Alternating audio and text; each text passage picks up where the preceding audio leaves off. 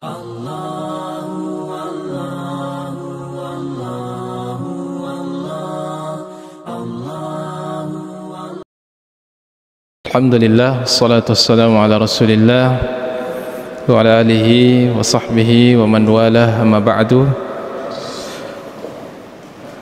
Alhamdulillah, kita memuji Allah subhanahu wa ta'ala atas berbagai macam karunia yang Allah subhanahu wa ta'ala berikan kepada kita,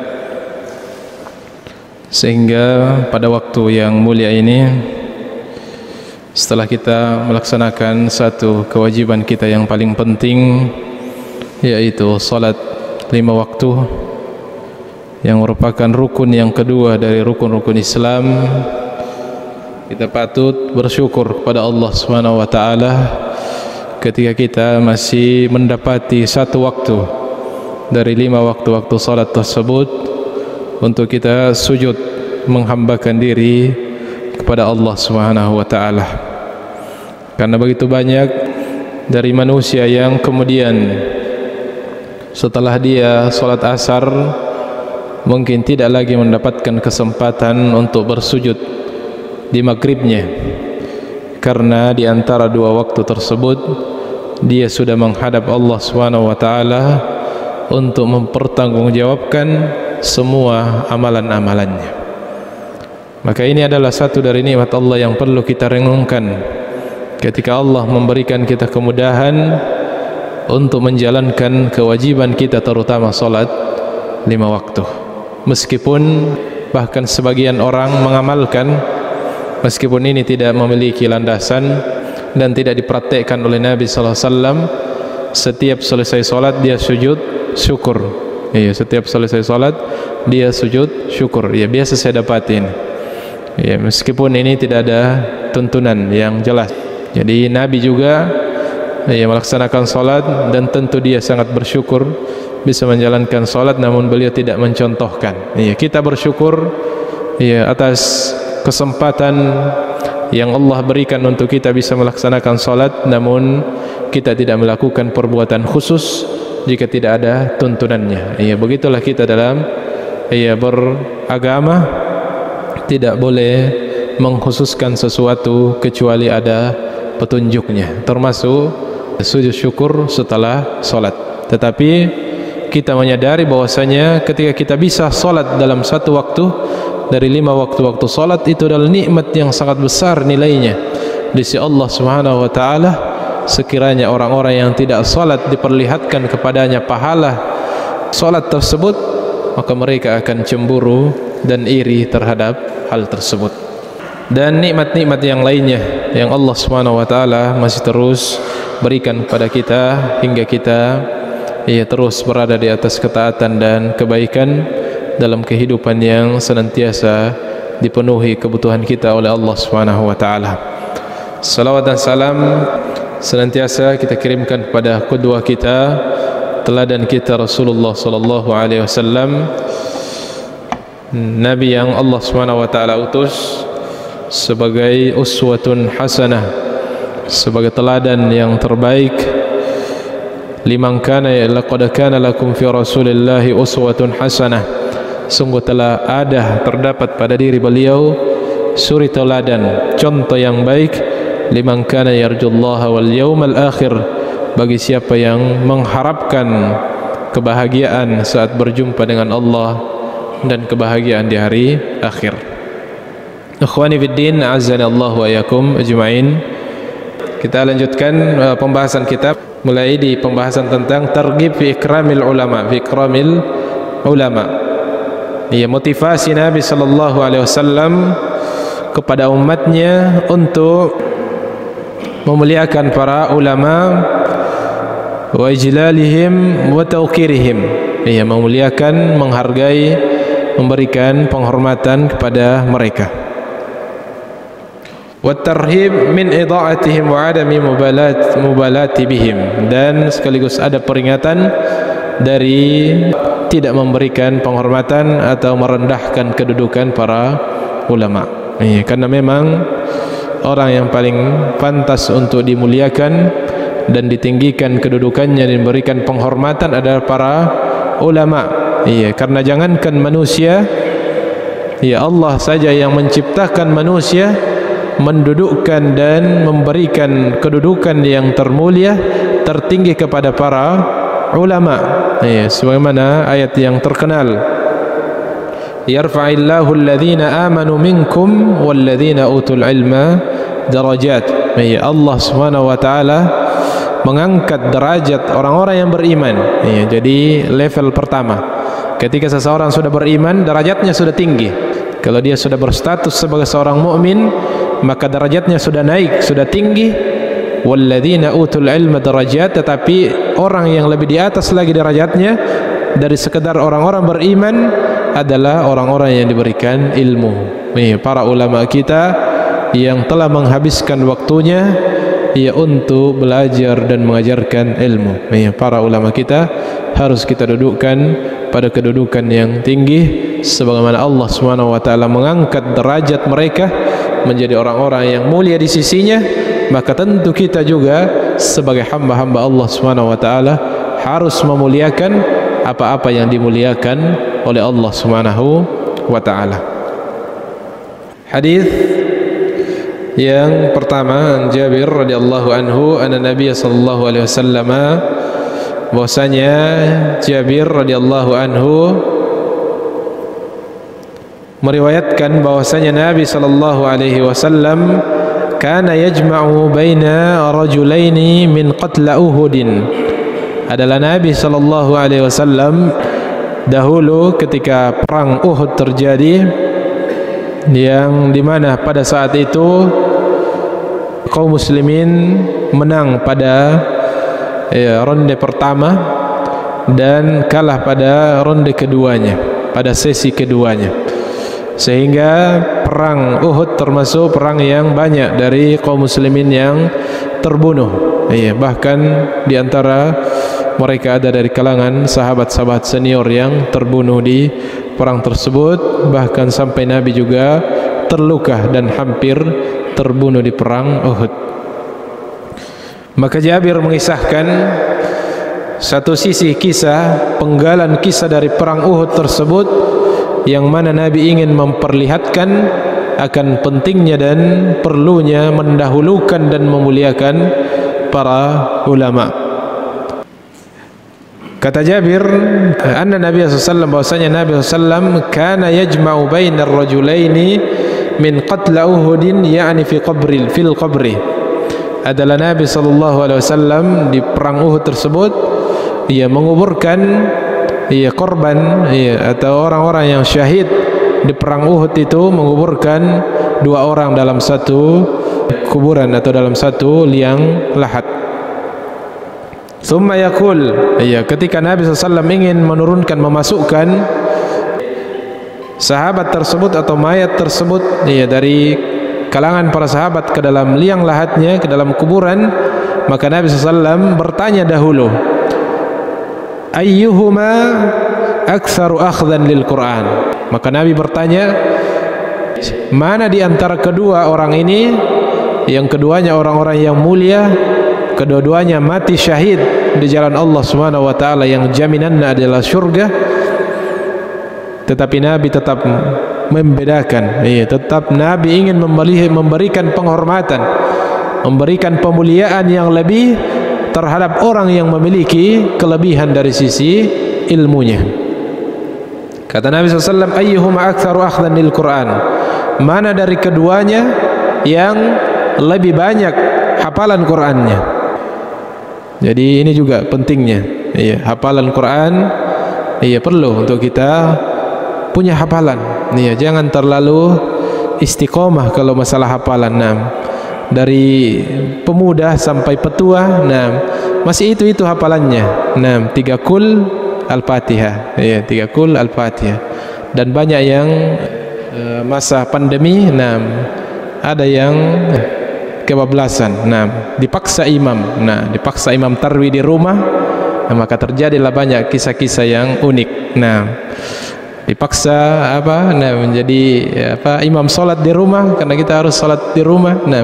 Bahkan lebaran pun pernah lebaran di rumah, kebablasan lah sebagian kepala keluarga yang tidak bisa atau hanya hafalannya 3 kul, ya untung-untung kalau sudah ada anak kita ditahfidz. Nah, sudah ada peluru kita dorong, nah maju. Nah, tapi kalau tidak ada, nah ketahuan, nah kita tidak punya hafalan yang sekedar untuk memimpin salat keluarga kita tidak punya. Ya, padahal ini adalah hal yang menjadi kewajiban kita terhadap keluarga. Ikhwani fiddin, a'azzani Allah wa iyyakum ajmain. Maka hafalan Quran, ya, dari sekian banyak ilmu, ya. Jadi banyak jenis-jenis ilmu agama, ya. Ada orang yang punya pemahaman yang mendalam dari sisi fikihnya, dari sisi akidahnya, hafalan hadisnya dan seterusnya. Tetapi Nabi yang paling dia utamakan dari jenis ilmu tersebut adalah hafalan Quran. Ya, itu bagian dari ilmu. Adalah sebanyak apa atau ya kadar hafalan Qur'annya yang Nabi tanyakan secara langsung. Ya ayyuhuma aktsaru akhdan bil Qur'an. Mana keduanya yang paling banyak hafalannya? Ya, dan ini ya menunjukkan keutamaan di antara keutamaan menghafal Al-Qur'an, di antara keutamaan yang lainnya yang begitu banyak.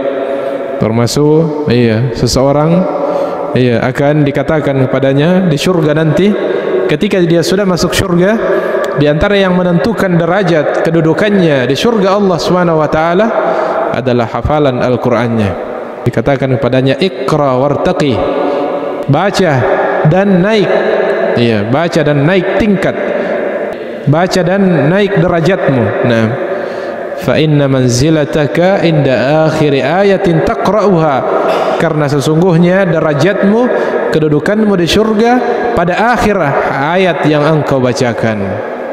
Iya, maka kalau kita di antara yang bisa memotivasi kita untuk mau menambah hafalan, atau kalau mau kita programkan 1 hari 1 tingkat di surga, tulis itu 1 hari 1 tingkat.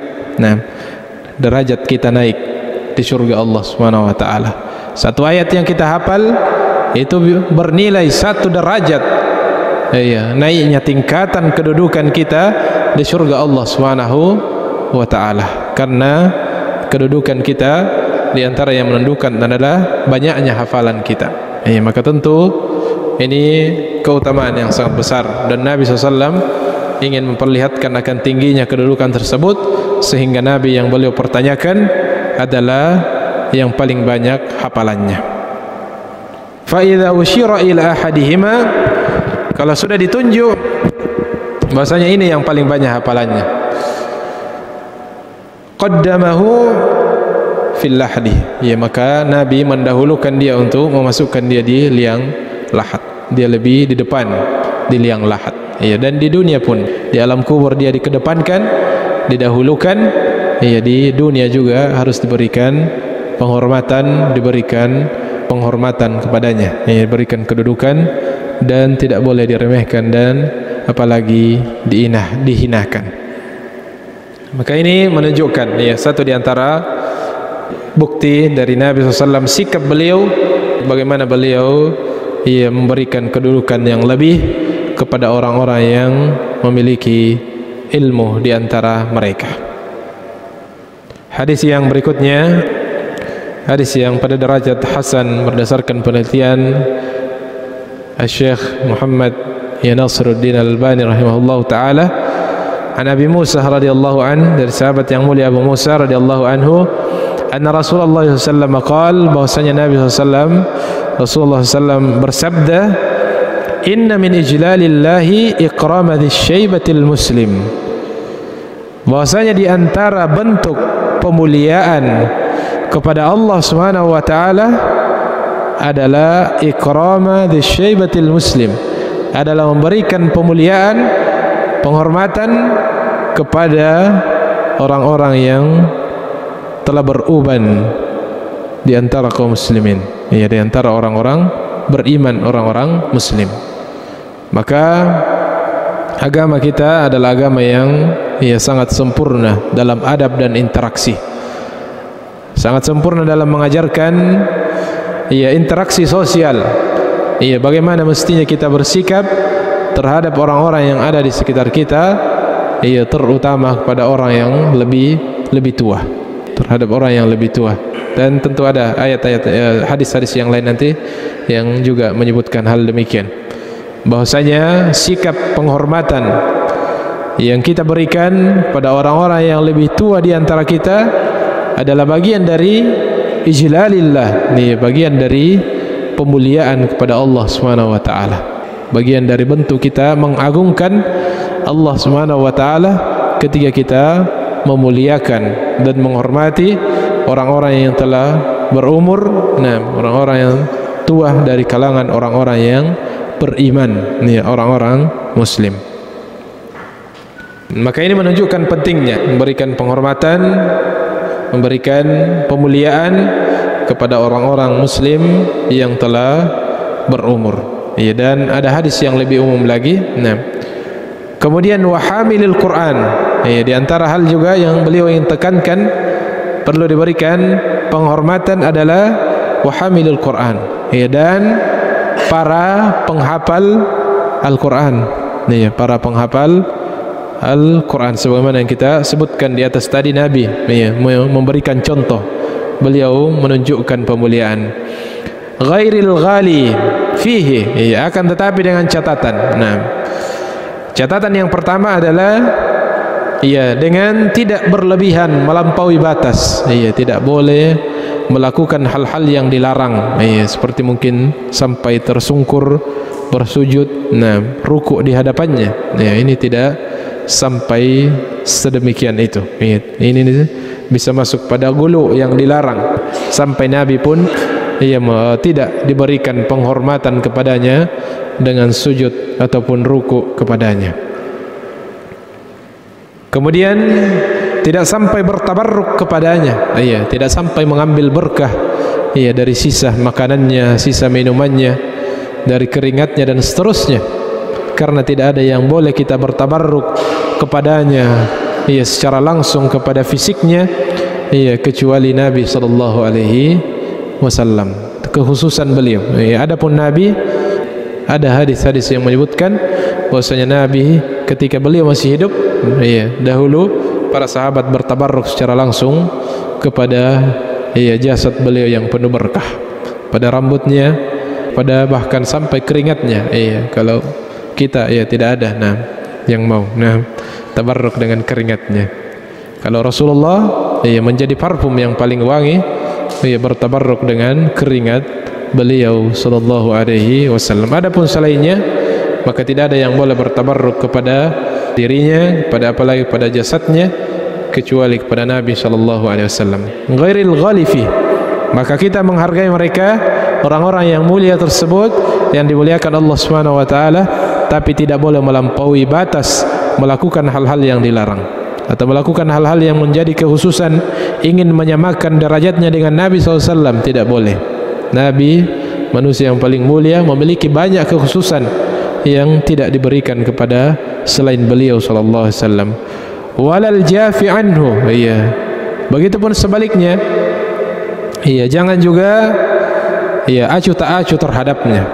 Perlakukan layaknya orang-orang biasa yang tidak memiliki kekhususan. Maka bersikap, berinteraksi dengan orang tua jangan disamakan dengan kita berinteraksi dengan teman sebaya kita. Jangan disamakan dengan berinteraksi dengan satu letting kita. Kita berikan interaksi yang berbeda yang menunjukkan pemuliaan. Apalagi kalau berinteraksi dengan mereka dengan sikap yang mestinya ditujukan kepada orang yang ada di bawah kita. Maka ini tidak sesuai dengan adab dan akhlak yang diajarkan oleh Islam. Wa ikramatis sultan al-muqsid, dan diantara juga yang merupakan bagian dari bentuk pemuliaan kepada Allah Subhanahu wa taala, ketika kita memuliakan ikramatis sultanil muqsid, ketika kita memuliakan para pemimpin, para pemangku jabatan, para pemimpin-pemimpin yang adil. Itu syaratnya, pemimpin yang adil. Adil dalam artian pemimpin yang menunaikan amanahnya dengan baik, pemimpin yang menempatkan sesuatu pada tempat yang semestinya.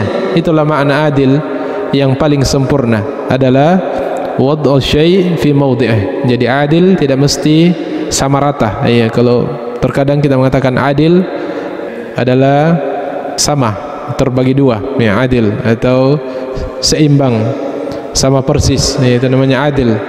Itu terjemahan atau pengertian yang kurang.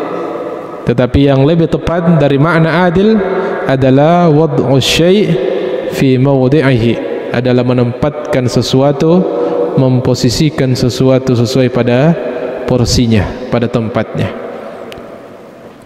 Maka menghargai mereka, memuliakan mereka adalah bagian dari ijlalillah, bagian dari memuliakan Allah Subhanahu wa taala jika dia adalah seorang pemimpin, seorang yang diberikan amanah, yang kemudian menjalankan amanahnya dengan sebaik-baiknya. Tidak mesti sempurna, karena tidak ada yang sempurna. Iya, tidak ada yang tidak punya celah, tidak ada yang tidak punya kekurangan pada menjalankan amanahnya. Tetapi seseorang bisa diukur, iya, seseorang bisa dilihat bagaimana kesungguhan dan ketulusannya ingin ia memberikan yang terbaik, ingin menunaikan amanahnya dengan sebaik-baiknya terhadap ya rakyatnya. Maka mereka adalah orang-orang yang patut diberikan penghormatan, ya, patut untuk dibela, patut untuk diberikan penghormatan dan penghargaan kepada mereka. Dan kata Nabi SAW, itu adalah bagian dari ijlalillah, itu bagian dari memuliakan Allah Subhanahu wa ta'ala. Dan ya, hal yang perlu juga ditegaskan bahwasanya ya, hadis-hadis seperti ini kita tujukan pada diri kita untuk kita kemudian memuliakan ya para ulama kita. Adapun para ulama, pada para ahlul Quran dan seterusnya, para pejabat yang adil dan seterusnya, maka mereka tidak perlu ya menjadi orang yang terlalu mengharapkan pujian dan penghormatan, karena memang kita ya dilarang untuk menjadi orang yang selalu meminta, apalagi ya memaksa ya untuk kemudian dihormati dan dimuliakan. Ya, kita hanya menjalankan, ya, kita hanya belajar jika kita adalah penuntut ilmu, kita hanya menghafal jika kita adalah penghafal Quran, jika kita adalah orang yang diberikan amanah kepemimpinan, maka cukup kita jalankan saja kepemimpinan kita dengan sebaik-baiknya tanpa harus mengharapkan pujian, ya, pujian yang ya, Rasulullah perintahkan kepada umatnya untuk memberikan penghormatan dan pujian. Tidak perlu kita harapkan, tidak perlu kita minta, apalagi kita tuntut. Cukup kita jalankan saja, hal tersebut akan mengikut. Ya, hal tersebut akan mengikut. Dalil-dalil seperti ini ditujukan kepada kita untuk kita memberikan penghormatan kepada mereka, orang-orang yang dimuliakan oleh Allah Subhanahu wa ta'ala. Dan terkadang ya, banyak hal-hal yang kemudian tidak sesuai pada tempatnya, ya, khususnya dalam menggunakan dalil-dalil yang terkadang kita hanya gunakan untuk memenangkan diri kita, ya, atau untuk mendapatkan keuntungan diri kita. Padahal ada dalil-dalil lain yang mestinya lebih pas untuk kita. Ya, misalnya pada suami misalnya, atau pasangan suami istri. Seorang suami, ya, jangan hanya semangat membaca dan membuka hadis-hadis tentang tugas istri, tanggung jawabnya. Kemuliaan istri adalah seperti ini. Tapi kita tidak memperhatikan hadis-hadis yang menganjurkan bagaimana sikap seorang lelaki yang mulia. Ya, rajin sekali memposting tentang istri ideal, padahal dia tidak memposting tentang suami yang ideal. Ya, mestinya dalil-dalil yang mengena untuk kita, ya, itu yang perlu banyak kita renungkan, ya, sehingga kita tidak menjadi orang yang hanya menuntut hak kita dan lupa kewajiban kita. Ya, tetapi ketika kita menjadi orang yang perhatian, fokus kepada kewajiban kita, menjalankan tanggung jawab dan tugas kita, maka hak-hak kita akan terbayarkan. Ya, hak-hak kita akan tertunaikan. Apakah kita dapatkan di dunia, ya, dari manusia sebagai busyra ajilah, sebagai kabar gembira yang disegerakan, kalaupun tidak ada yang kita dapatkan dari manusia, karena memang bukan itu yang kita harapkan, maka balasan Allah Subhanahu wa taala, innallaha la yukhliful mi'ad, Allah Subhanahu wa taala tidak pernah menyalahi janjinya. Kalau ada yang mungkin mengatakan saya sudah berupaya, sudah ada usaha untuk menghafal Al-Quran namun tidak ada yang memuliakan. Nah, saya sudah berusaha untuk berbuat adil kalau dia adalah seorang pemimpin tapi tidak ada yang memberikan penghormatan, dan seterusnya. Saya sudah menjadi muslim yang baik dan sudah berumur tetapi tidak diberikan banyak penghormatan, maka memang bukan itu yang kita kejar. Yang kita kejar adalah balasan dan keutamaan, kemuliaan dari Allah Subhanahu wa taala yang pasti kita akan dapatkan. Tetapi hadis ini ditujukan kepada kita agar kita kemudian menyikapi orang-orang yang pantas dimuliakan untuk kemudian kita memuliakan mereka. Hadis yang berikutnya riwayat yang sahih dari Ibnu Abbas radhiyallahu taala anhu anna Rasulullah radhiyallahu taala anhuma anna Rasulullah sallallahu alaihi wasallam qaal, bahwasanya Nabi sallallahu alaihi wasallam bersabda, al barakatu ma'a kabirikum, keberkahan itu bersama dengan orang-orang yang telah berumur di antara kalian. Di antara sebab untuk mendapatkan keberkahan adalah ketika kita memuliakan orang-orang yang telah berumur, terlebih lagi jika dia adalah orang tua kita. Tidak akan ada keberkahan bagi hidup seorang anak yang tidak memuliakan orang tuanya. Bagaimanapun kayanya, tingginya kedudukan dan jabatannya, ketika dia adalah orang yang tidak memberikan pemuliaan, penghormatan, bakti yang baik kepada kedua orang tuanya, maka dia akan jauh dari keberkahan hidup. Tidak akan mendapatkan keberkahan hidup. Dan sebaliknya, bagaimanapun kesederhanaan, bagaimanapun keterbatasan dunia yang kita hadapi, ketika kita menjadi orang yang terus berupaya untuk memberikan pemuliaan dan bakti kepada orang tua kita sebagai orang yang dari satu sisi dia masuk dalam hadis umum sebagai orang yang sudah berumur, seorang muslim yang sudah beruban, apalagi dia masuk dalam berbagai macam kekhususan yang pemuliaan yang lebih khusus lagi, bahkan menjadi orang yang paling utama untuk dimuliakan. Sebagaimana sabda Nabi SAW ketika ditanya, man ahaqqun nasi bi husni sahabati, ya Rasulullah, siapa manusia yang paling utama untuk saya berbuat baik kepadanya? Maka Nabi SAW bersabda, ummuk, ibumu. 3 kali beliau ulangi, baru kemudian beliau mengatakan abuk, bapamu, ayahmu. Ini secara umum. Dan orang tua adalah orang yang paling pantas untuk dimuliakan secara khusus. Dan secara umum, siapapun yang telah berumur dari kaum muslimin, apalagi dia orang yang dikenal dengan kesolehannya, keistiqomahannya menjalankan agama dari masa mudanya hingga berumur, maka dia orang yang pantas untuk dimuliakan. Pantas untuk dimuliakan, dan memuliakannya, membersamainya, mendahulukannya adalah bagian dari keberkahan. Maka tidak salah kalau kadang kita makan bersama, perjamuan dan seterusnya, kita dahulukan mereka untuk keberkahan. Karena Nabi mengatakan al barakatu ma'a akabirihim, ma'a akabirikum.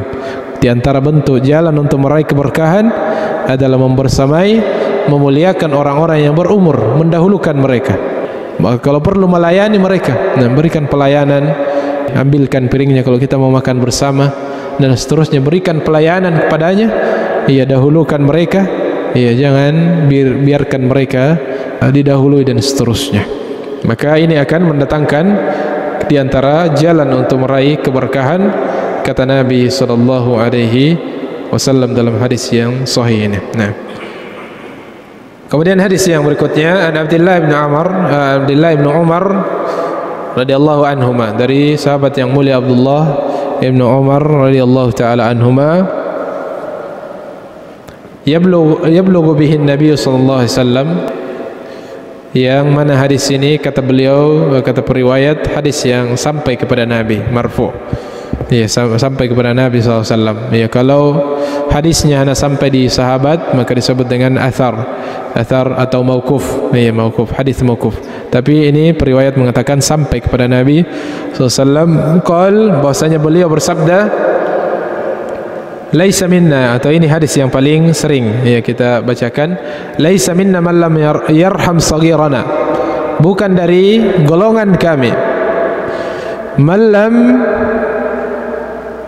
yarham saghirana, siapa yang tidak menyayangi orang-orang yang lebih mudah, yang lebih kecil, lebih mudah, wa ya'rif haqqa kabirana, dan bukan dari golongan kami orang yang tidak mengetahui hak orang yang lebih tua di antara kami. Ini bentuk kemuliaan agama kita. Ketika kita amalkan dalam interaksi sosial kita, maka akan kondusif interaksi sosial kita. Anak mengetahui hak orang tuanya, yang muda mengetahui hak yang dewasa, dan sebaliknya, yang dewasa yang lebih tua mengedepankan rahmat dan kasih sayang kepada yang lebih mudah. Dan kata beliau, ungkapan beliau, sabda beliau, laisa minna, bukan dari golongan kami, bukan berarti keluar dari Islam. Jadi laisa minna, bukan dari golongan kami, artinya laisa min sifatina, bukan dari sifat yang kami ajarkan. Bukan dari karakter dan adab yang diajarkan oleh Nabi sallallahu alaihi wasallam. Bukan dari adab dan sifat sopan santun dan seterusnya, bukan dari seperti itu yang diajarkan oleh Nabi SAW.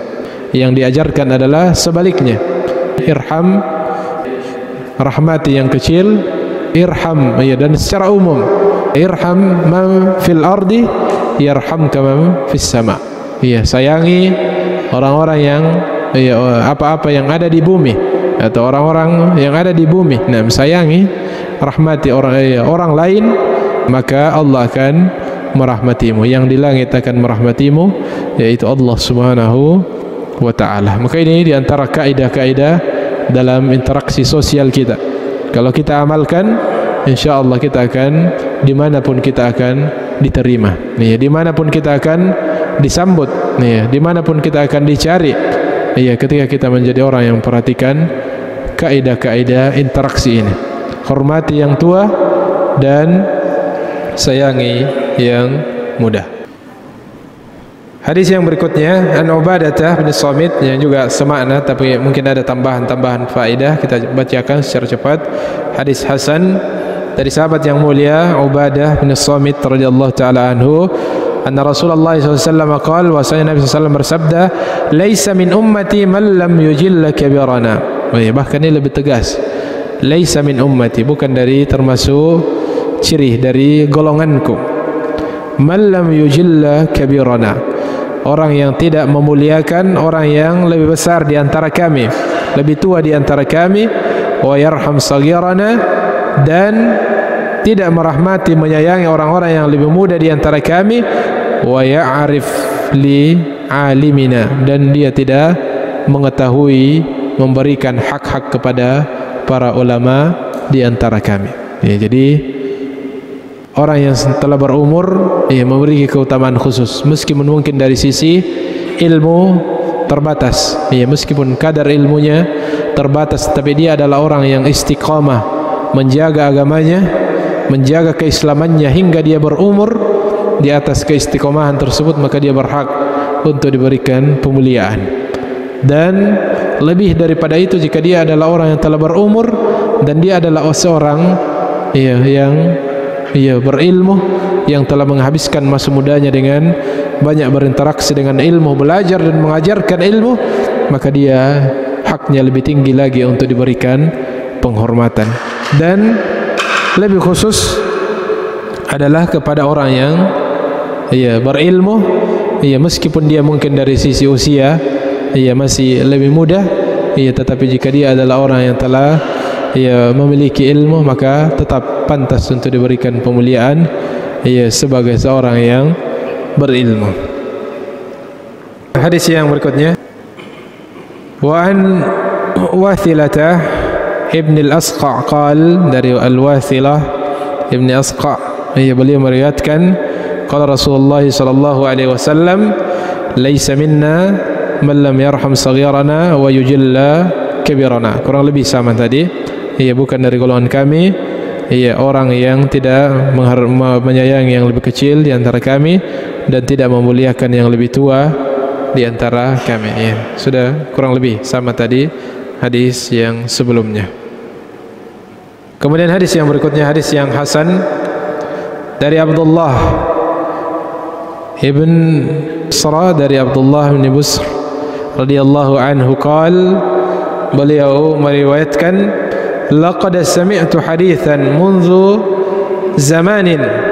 Sungguh aku telah mendengarkan suatu hadis yang sudah sangat lama saya dengarkan. Saya mendengarkan satu hadis yang sudah sangat lama saya pernah dengarkan.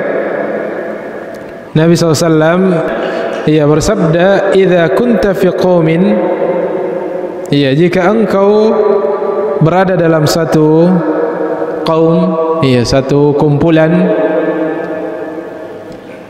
20 rajulan, yang berjumlah kisaran 20 orang, au aqalla au akthar, atau mungkin kurang, sedikit dari jumlah itu atau kurang dari itu atau bahkan lebih daripada itu, fatasaffahta wujuhahum, lalu engkau memperhatikan wajah-wajah mereka, atau fatasaffahta wujuhahum, engkau cek wajah-wajah mereka, engkau melihat wajah-wajah mereka itu, sekumpulan orang tersebut, falam tara fihim rajulan, lalu dari pemandangan wajah-wajah mereka engkau tidak melihat satu orang pun di antara mereka yuhabu fillahi azza wa jal, seseorang yang disegani atau seseorang yang ketika dilihat wajahnya muncul rasa khasyah, rasa takut, rasa ingat kita kepada Allah Subhanahu wa taala. Fa'lam anna al-amra qad raq wa'lam anna al-amra qad raqqah, maka ketahuilah bahwasanya urusan umat ini sudah menyempit. Bahwasanya urusan umat ini sudah banyak masalah yang akan dihadapi, atau banyak perkara, banyak problem yang ada dalam umat ini ketika sudah sedikit figur-figur yang sekedar kita lihat sudah bisa memasukkan rasa khasyah kita kepada Allah Subhanahu wa taala. Dan biasanya itu pada orang-orang yang berilmu atau orang-orang yang telah berumur, yang kemudian menjaga keistiqomahannya kepada Allah Subhanahu wa taala, yang di wajahnya ada atharul iman, ada bekas-bekas keimanan, ketaatan, kemuliaan, ilmu yang ada di wajahnya, yang sekedar kita melihatnya bertambah kualitas keimanan kita. Ketika kita menjumpai kumpulan-kumpulan, banyak dari kumpulan-kumpulan yang kita dapati, sudah ada sekitar jumlah tadi disebutkan sekitar 20-an orang berkumpul, namun dalam kumpulan tersebut tidak kita dapati ada sosok yang memiliki haibah, sosok yang memiliki wibawa, yang sekedar kita lihat kemudian mengingatkan kita kepada Allah Subhanahu wa taala.